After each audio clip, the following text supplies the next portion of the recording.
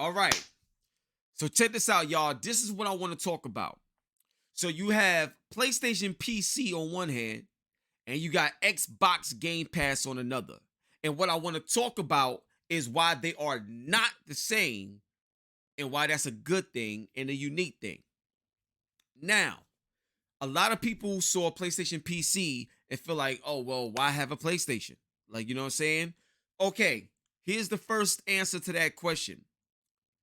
PlayStation PC is not the same as Xbox Game Pass because Xbox Game Pass is something that is not a need. So I'll give you an example of what I mean. When you look at the Xbox console, whether I have an Xbox console or a PC, if I have a PC, I don't need an Xbox. Straight up. Why? Simple. Everything that's on Xbox is on PC, and PC has Game Pass, and Xbox is Game Pass. So no matter what system you have, you're going to have everything that it has to offer, whether PC or Xbox. Whereas on the PlayStation side, if a game come out like Horizon Forbidden West or Ratchet and Clank Rift Apart, you're not going to see those games hit PC until 2.5, 3 years later. That's the way it's looking. That seems to be the pattern.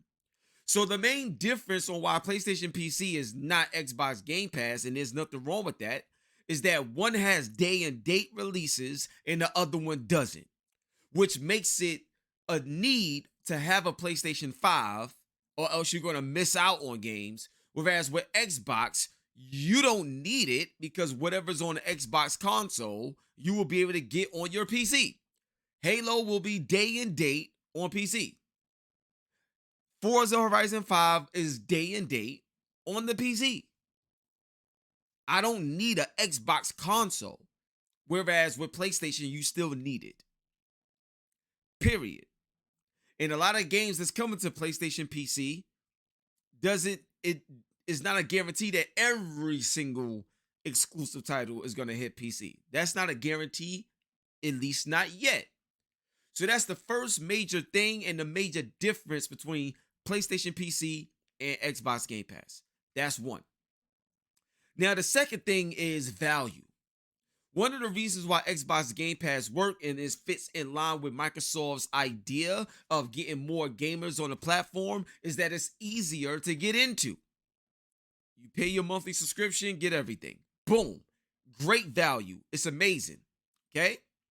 With PlayStation, they are still treating their system and their brand in a traditional sense, meaning that the value of PlayStation titles is still high and it's also been proven. For example, if you look at Back for Blood, it's on Game Pass, but when it comes to the actual sales and stuff like that, it's still selling, on PC. It's still selling as a game that you will buy and spend, $60 on.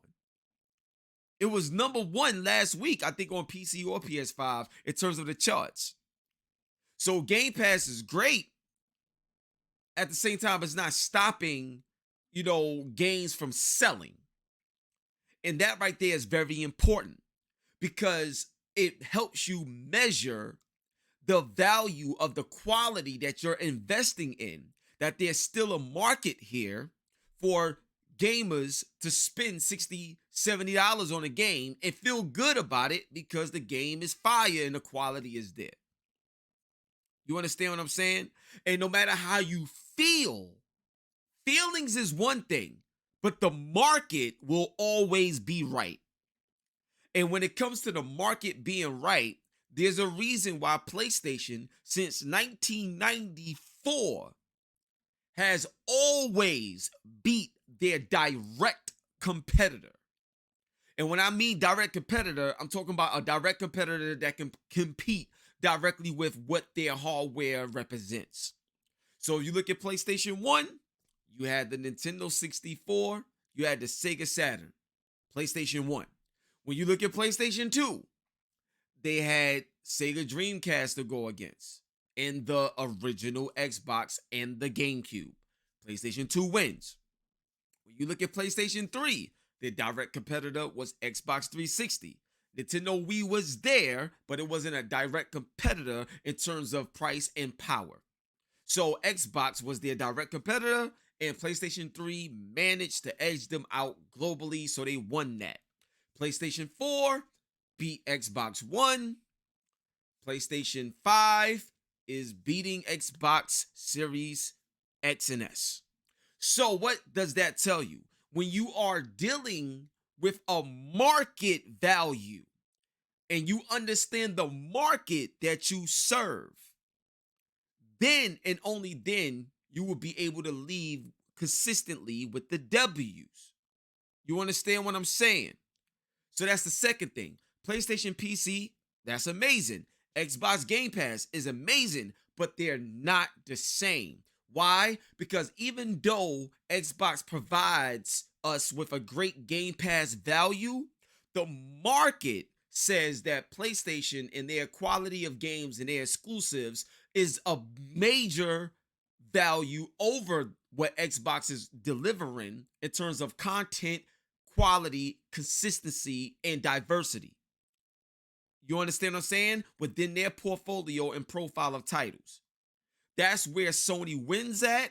That's what the market is acceptable of and has been proven. And they're constantly winning, and they're winning now. And then also on top of that, PlayStation does have a great service with PlayStation Now, with PlayStation Plus, and all of that rolled into one is going to be a major, major value as the generation continues to grow and unveil itself. You understand what I'm saying? So both of them have great value, but they are not the same. You still need your PlayStation. You don't need an Xbox. And that right there is the ultimate difference between PlayStation and Xbox when we're discussing PlayStation PC and Xbox Game Pass. Now, we got Days Gone on PC. We got Uncharted coming to PC. We got what's the name? Horizon on PC. And there's gonna be more games that come to PC. From the PlayStation 5 exclusive umbrella. There's gonna be more games that come to PC. And that's great. That's fine.